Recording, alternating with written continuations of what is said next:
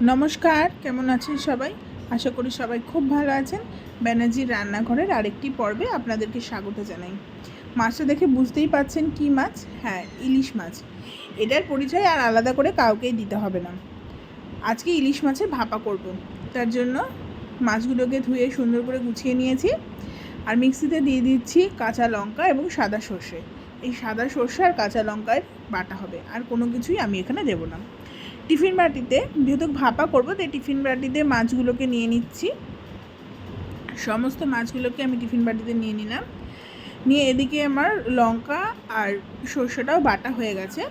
এবার লঙ্কা আর সর্ষে বাটাটা আমি মাছের মধ্যে ঢেলে দেবো, সম্পূর্ণ মশলাটাকে দিয়ে এবার খুব ভালো করে এটাকে মিক্স করার পালা। তার আগে এর মধ্যে দিয়ে দিচ্ছি পরিমাণ মতো লবণ আর দিয়ে দিচ্ছি হলুদ গুঁড়ো। দিয়ে এবার লবণ হলুদের সঙ্গে সর্ষে বাটাটার সঙ্গে মাছটাকে খুব ভালো করে আমি এখানে মিক্স করে নেব, যাতে প্রত্যেকটা মাছের গায়ে নুন হলুদ আর সর্ষে বাটার যে মশলাটা সম্পূর্ণ কিন্তু যেন লেগে যায়। খুব সুন্দর করে হাতের সাহায্যে মেখে নিচ্ছি। আপনারা চাইলে আগে অন্য বাটিতে মেখে নিয়ে তারপর টিফিন বাটিতে দিতে পারেন। আমি একবারে টিফিন বাটিতে দিয়ে নিয়েছি। এবার উপর থেকে ঝালের জন্য আরেকটু ঝালের জন্য যদি কারো দরকার হয় তার জন্য কয়েকটা গোটা লঙ্কা দিয়ে দিয়েছি, কাঁচা লঙ্কা, আর দিয়ে দিচ্ছি এখানে সর্ষের তেল। এখানে আমি 4 থেকে 5 টেবিল চামচ মতো তেল দিয়েছি। তেলটা একটু বেশি করে দিয়েছি, কারণ সর্ষে ভাপাতে একটু তেলটা বেশি না হলে ঠিক ভালো লাগে না খেতে। চামচ দিয়ে একটু নাড়িয়ে দিয়ে উপরে মাছের উপরেও একটু একটু তেল দিয়ে দিলাম। দেখুন এখনই দেখতে কতটা টেম্পটিং হয়েছে, রান্না হওয়ার আগেই এতটা সুন্দর হয়েছে, তাহলে রান্না হলে কতটা সুন্দর হবে আপনারা বুঝতেই পারছেন। এবার টিফিন বক্সের ঢাকনা বন্ধ করে দিয়েছি, কড়াইতে জল দিয়ে স্ট্যান্ড বসিয়ে এবার টিফিন বক্সটাকে বসিয়ে দিলাম জলের উপরে। এইভাবে আধা ঘন্টা আমি হালকা আছে কিন্তু স্টিম করে নেব। স্টিম করে নিলেই ব্যাস তৈরি।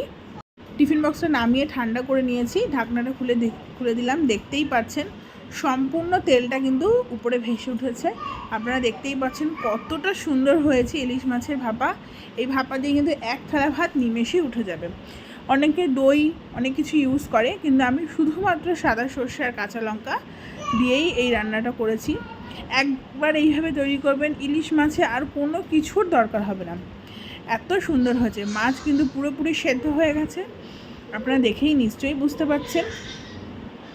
আমি এবার আপনাদেরকে বাটিতে বেড়ে দেখাচ্ছি। দেখুন কতটা সুন্দর হয়েছে, মাছ কতটা নরম হয়েছে যে বাটিতে দেওয়ার সঙ্গে সঙ্গে কিন্তু মাছ নিজেই বেঁকে যাচ্ছে, এতটাই নরম আর তুলতুলে হয়েছে।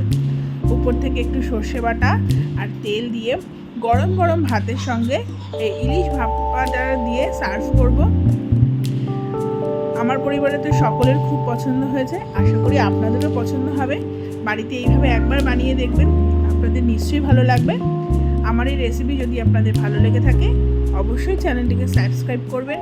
ভিডিওটি ভালো লাগলে লাইক করবেন, শেয়ার করবেন এবং কমেন্টে জানাবেন আপনারা কীভাবে ইলিশ মাছ রান্না করেন। যদি অন্যান্য কোনোভাবে ইলিশ মাছ রান্না করে থাকেন সেটাও আমাকে জানাবেন। আমি নেক্সট ভিডিওগুলোতে চেষ্টা করব ইলিশ মাছকে ওইভাবে রান্না করার জন্য। আশা করব আপনাদের রেসিপি ভালো লেগেছে। ধন্যবাদ।